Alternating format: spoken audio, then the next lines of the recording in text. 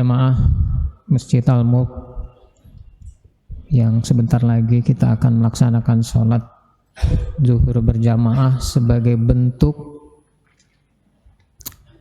pengabdian kita, bentuk kecintaan kita, bentuk penghambaan kita, bentuk rasa terima kasih kita, ya, bentuk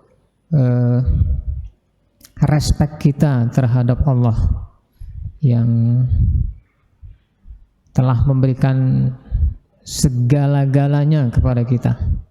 Ya, bahkan insya Allah kita adalah termasuk orang-orang yang beruntung, paling tidak untuk saat ini, yang mudah-mudahan bisa akan seterusnya sampai akhir hayat kita.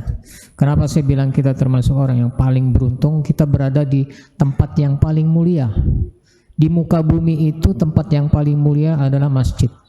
Dan kita ditakdirkan, diberikan hidayah untuk bisa hadir di tempat yang paling mulia. Ya, bukan istana, bukan kantor gubernur, ya, bukan taman-taman wisata, bukan Raja Ampat, ya, bukan Karibia, ya, bukan misalnya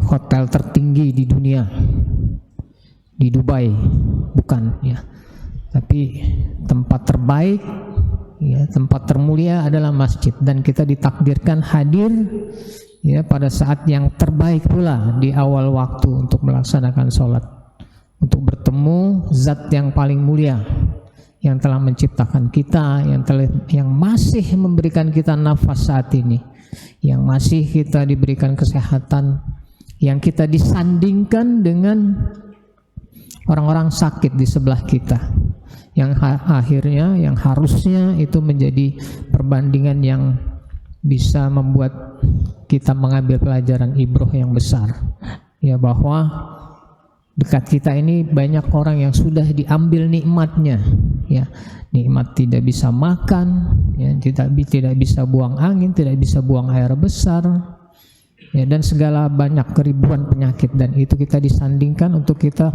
bisa bersyukur. Bersyukur itu adalah bentuk penghargaan kita terhadap yang kita dapatkan dari Allah. Dan sekali lagi kita termasuk orang yang beruntung dalam arti secara kesehatan fisik maupun mental. Fisik itu tadi kita bandingkan dengan para orang sakit di sini, bahwa kita masih banyak dikasih kesehatan, ya, besar, dan ini harus kita refleksikan kesyukuran kita terhadap hal ini, dan juga kesehatan mental kita.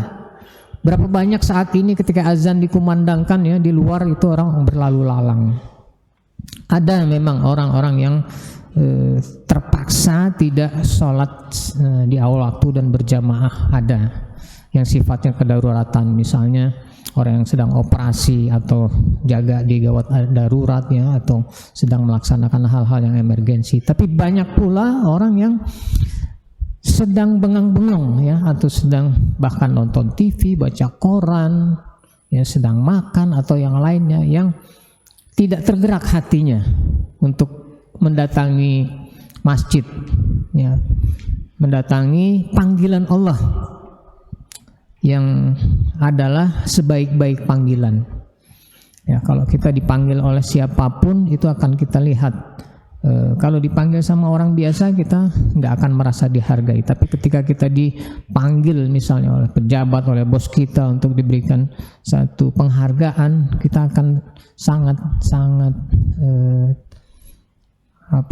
terkesan, ya. Apalagi yang memanggil kita adalah bukan hanya penguasa, tapi dia yang menciptakan kita dari ketidakadaan, ya.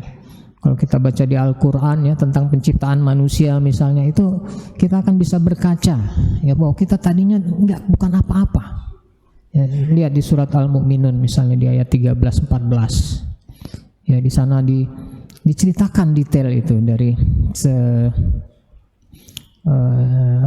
dari mudigah kemudian menjadi segumpal daging, segumpal darah diliputi tulang dan sebagainya, ya.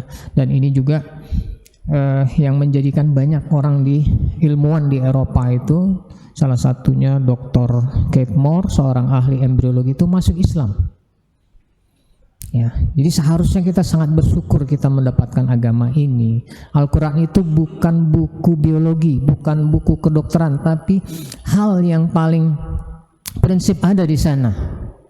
Yang kita kadang-kadang sepertinya segan sekali baca Al-Quran itu. Padahal Al-Quran itu sebagai satu petunjuk buat kita, petunjuk jalan dimanapun, kapanpun, semua persoalan.